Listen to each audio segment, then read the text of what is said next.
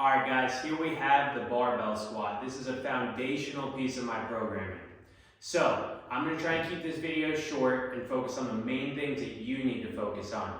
So first off, we got the path of the bar.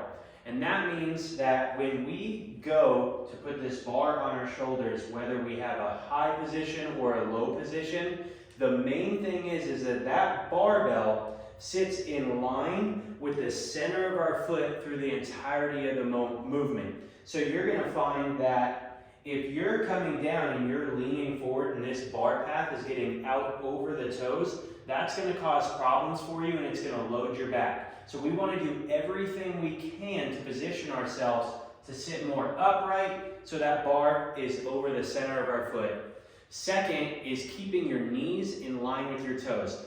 Everyone has different hip anatomy, leg anatomy, so the main focus for you guys is you're going to start typically in a position of our heels at about hip or shoulder width, and we're going to slightly put our toes to the outside. Some of you will go straight forward, but the main thing is wherever our toes line up, we want to keep those knees in line with it. And another tip for you guys is just kind of, if you had a crack in between your feet and you were to pull that floor apart and try and separate that crack, it's really going to set you guys up so that the knees don't cave when we squat. Okay, third is the neutral spine.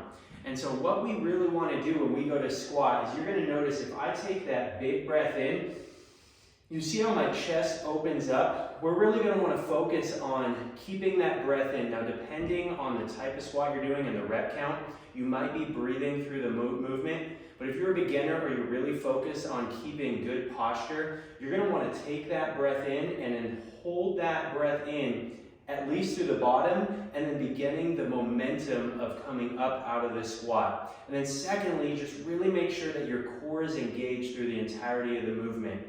And then the last thing is the depth. Some of you guys are beginners, some of you guys are, more experienced.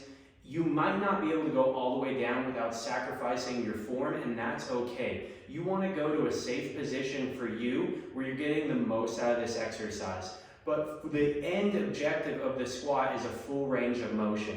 And really what that means is that when you come down, we want to make the hip at least get to the height of our knee or lower. And that's going to kind of look like this. So if I was here, you're going to see right about there, the top of my hip is at my knee. And so you could kind of see an upward angle. We're not necessarily parallel. But for some of you, when you come down, you're going to get this butt wink that you're going to see. And too much butt wink is going to compromise our low spine. So for you, go what's safe. Those are the main components of the squat, and they're going to keep it safe. And have fun, guys.